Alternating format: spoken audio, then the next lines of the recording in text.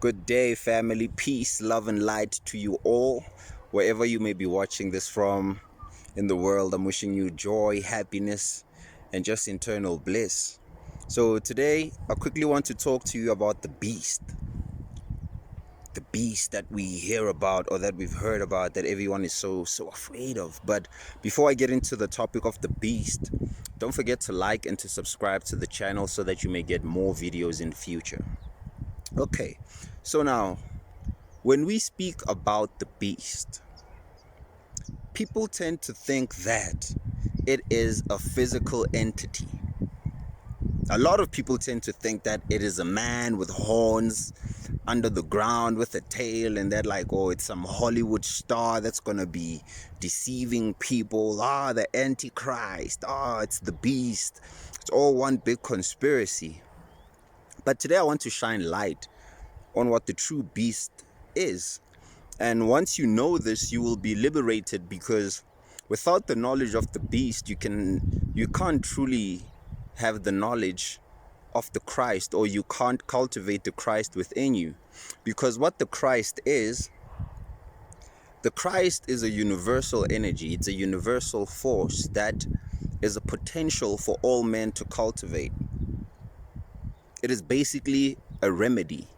And that remedy,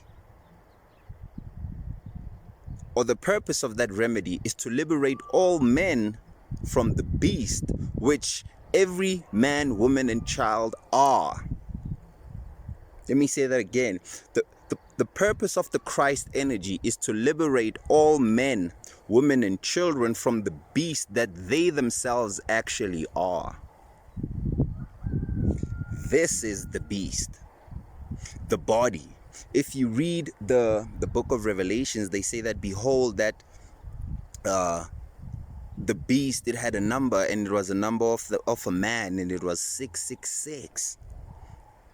One thing I'll say, that people are right about the fact that the beast is a man, but they never get to the point of understanding that it's this man.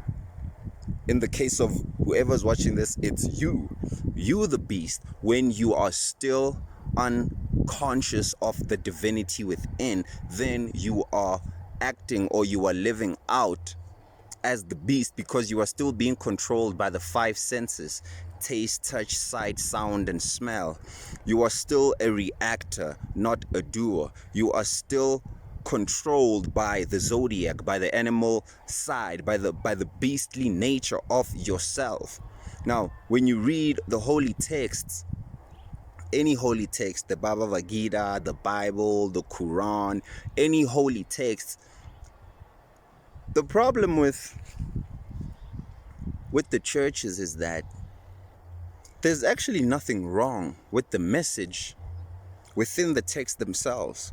What's wrong is the literal interpretation that the people are being given. Because once you give people a literal interpretation saying that all of these things are physical, and that somewhere in the sky there's a heaven, and somewhere below there's a hell, then people now become ignorant of themselves, and they never realize that they actually have to do the work themselves. Because if you make Jacob something there, Jesus, that's something that's there, Lucifer, something that's there, God, something that's there, Noah, is something that's there, people never get to understand that they are the full embodiment of everything that is above and everything that is below.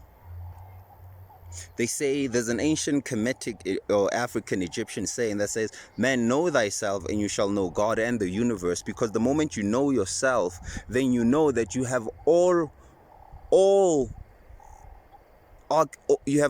aspects of what God is. You have the potential for the most ultimate good, for love, for joy, to bring happiness, and to show kindness, acts of hospitality. But you also have the potential to be what so-called Satan is. You have the potential for evil, for hatred, for destruction. You have all of those within you, and you don't even need to go far. Just look at how the world is. Look at the corruption, look at the hatred, look at the division. the segregation in the world. That's what the beast is. The beast is the lower nature. You have two sides. You're a two-folded being. You are a higher being, which is unseen, which is actually what is projecting this physical being that you are seeing here. Now, I spoke about in the previous video where I was talking about Lucifer, the fall of man. The fall of man was the falling into the beastly nature. The fall of consciousness, when we fell from a higher state, we fell into the lower realms, and then our soul took upon the garment of the particular. So this is how it happens.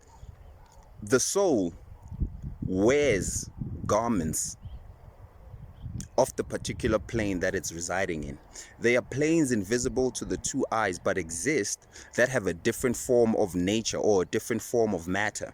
That matter is not dense as you see it. It's subtle.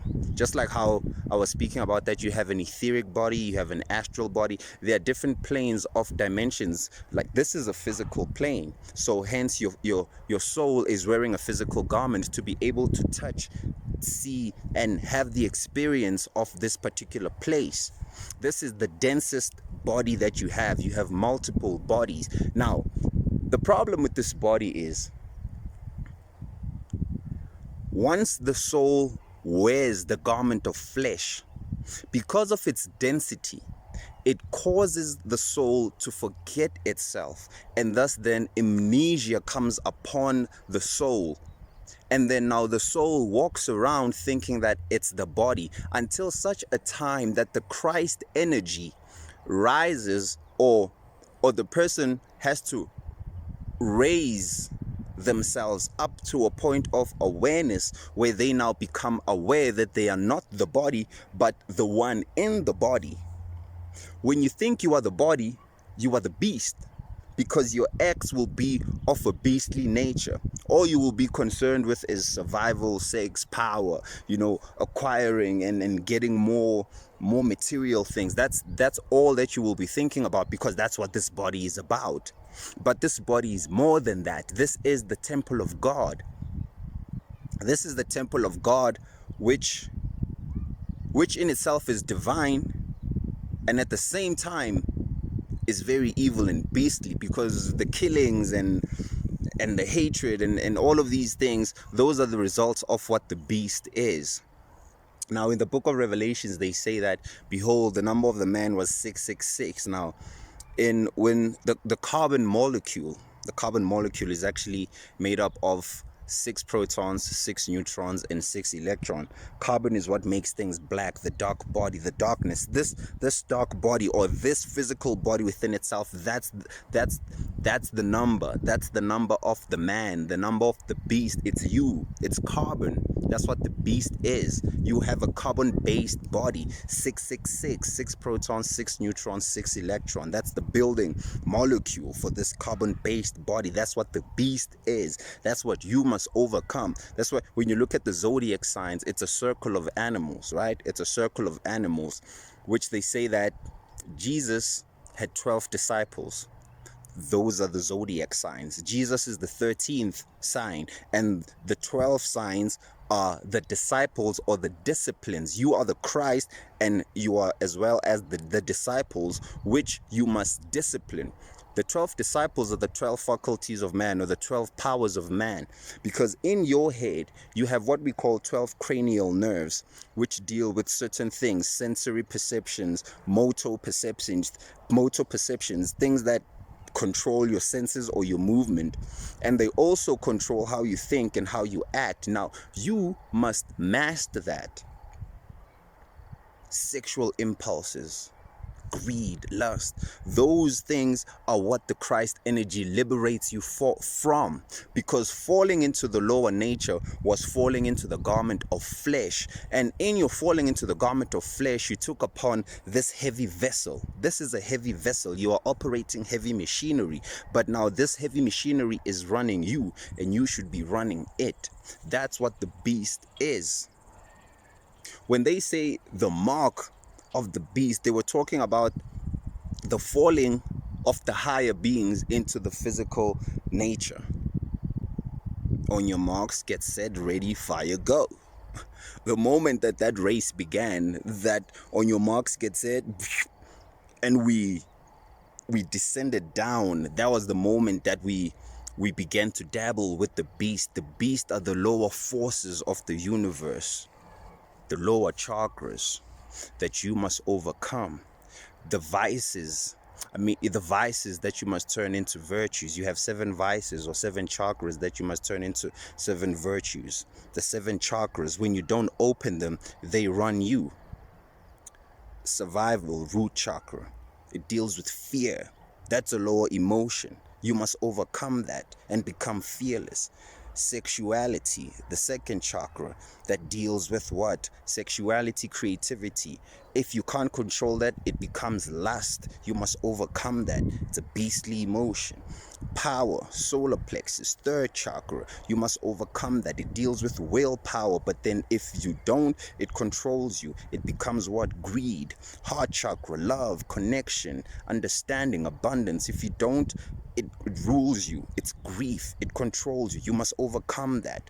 Throat chakra, truth, deals with connection, communication, expressing your truth. If you don't control that, it's lies that control you. Third eye deals with insight, spiritual insight, vision. If you don't control that, you are blinded by illusions, thinking that all of this which you see is real, when the real things are actually invisible. Just like how your thoughts and your emotions are invisible, but you feel them, right? Yeah, that's what you are. You are an unmanifest being that is manifesting itself temporarily.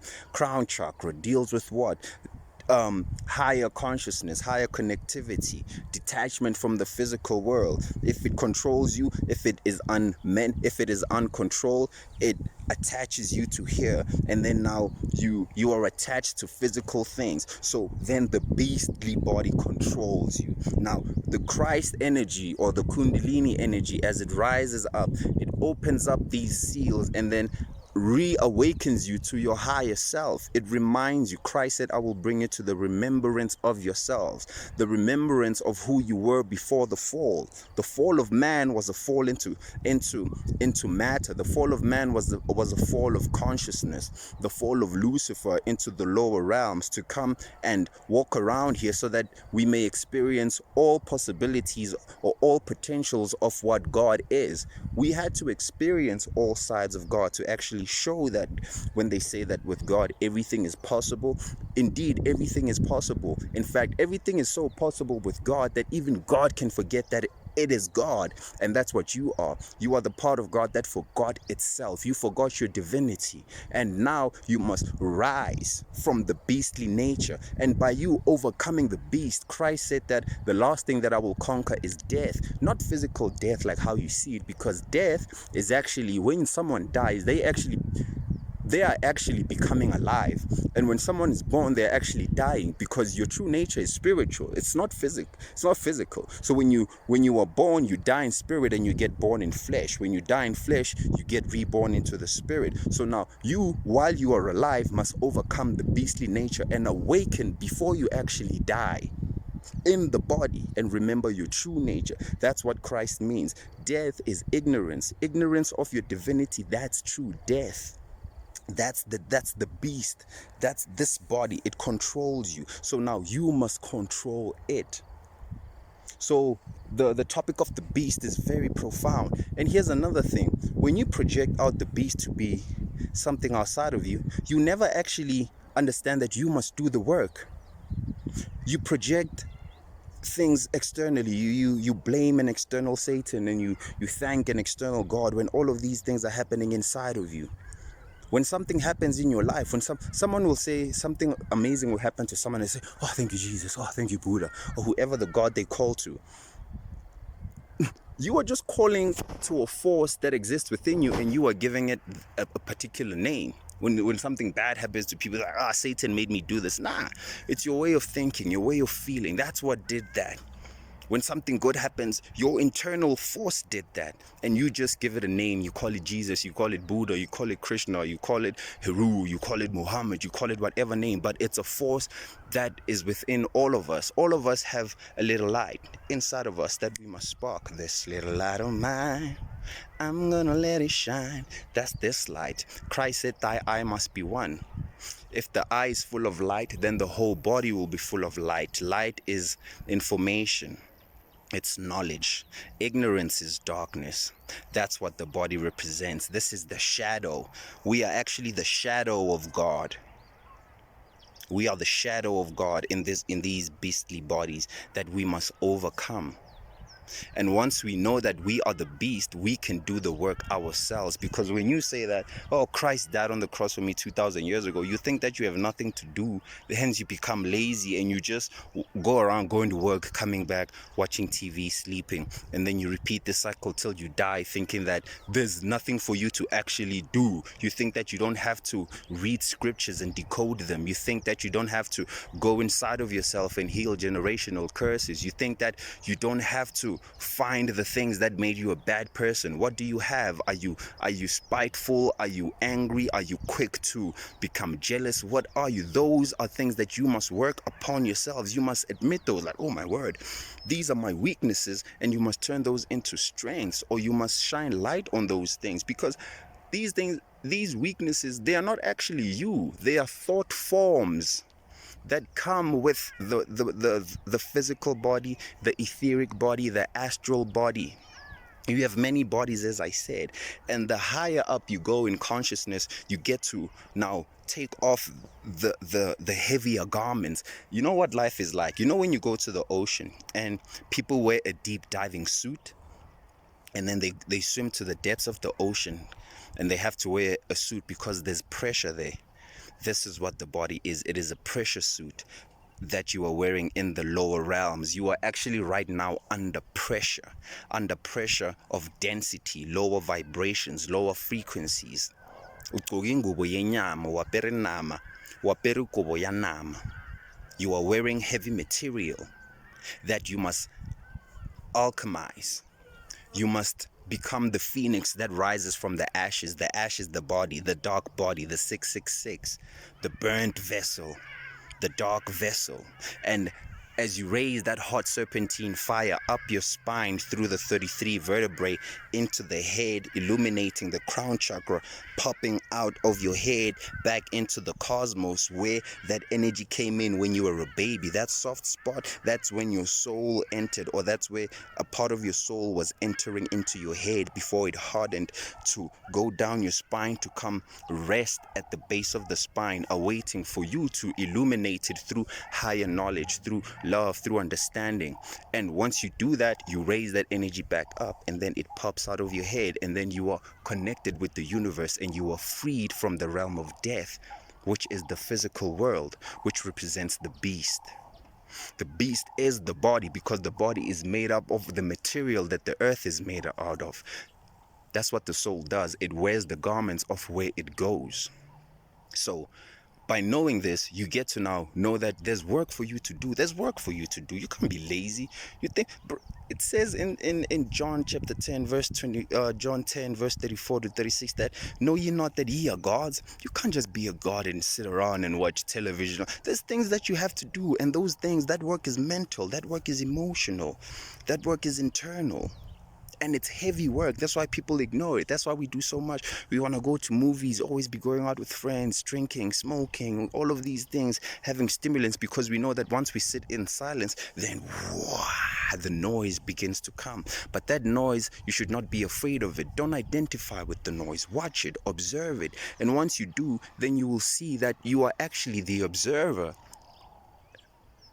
You are the observer. There's three parts to you. There's the observer, the observed, and the observation. And you are all three. You are that which is observing, you are the observed itself, and you are the act of observation at the same time. You are a trinity. But you have been taught that you are this thing. You are identifying with the observed part. You think you are your body. You think that when the body dies, you are dead. No, this is the death. When this body dies, you actually come to life. But you must die having lived here. That's the second birth. When Nicodemus, he asked Jesus, he says that, Christ, how can a man be born again? And then Jesus says that a man can't be born again. Oh, for a man to be born again, he said that, can a man go back to his mother's womb to be born again? I'm paraphrasing it. The verse just ran away from me. And then Christ says that unless a man is born again, he cannot enter the kingdom of heaven. That's the one.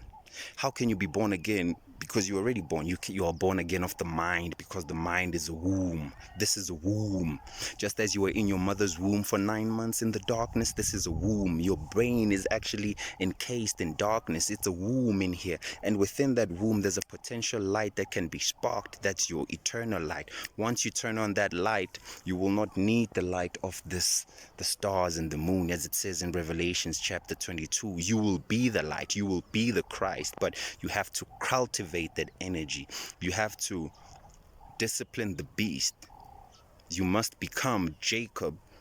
They say that there's 12 tribes of Israel. That's the same as the 12 disciples. The 12 tribes are the 12 tribulations. In this body, you go through trials and tribulations. You go through particular things that you must discipline. And once you are able to discipline this, you vibrate faster and faster and faster and faster and faster and faster and faster. And then you dematerialize. And then you have escaped the cycle of karma. You don't need to keep coming back here, reincarnation, which is the true death. That's what hell is.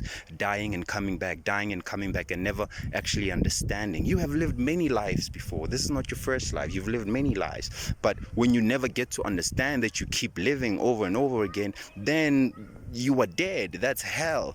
But then in one particular lifetime, you must awaken. And once you do that, you reach what we call escape velocity. You are able to escape the flesh, and then now your soul can go out into the stars and beyond that, because the stars are just the beginning. Once you leave the flesh, the stars are just the beginning of your eternal journey back home. You fell down as the prodigal son into the lower realms to be encased by the beast. You fell into the lower realms, the temptations of soot, of the darkness, the temptations, the hindrances that were put upon you by Luciferic forces.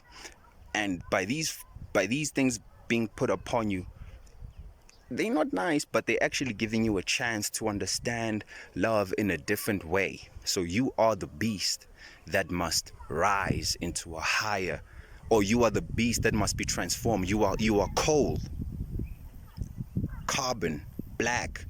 You know how diamonds are made? A diamond is coal that underwent heat and pressure and then transforms. That's what your body is. It's the coal body, the dark one. Your body is coal that must become diamond, but your diamond is in the spiritual world. Or another example I could give you, you are the caterpillar that is undergoing the cocoon that must become a butterfly, but your butterflyness is going to take place in the spirit realm. So you are undergoing spiritual alchemy in the flesh. So that's what the beast is. You are the beast. And once you know this, then you know that there's nothing for you to be afraid of but your own mind, your own self. You have to discipline yourself. And once you do that, behold, everything opens up to you. You are the God. Peace and light, family. Keep an eye out for more videos. You can also send in requests in the comments if you want me to talk about particular spiritual subjects. We can look at all of them from different angles. Peace and light, and till next time.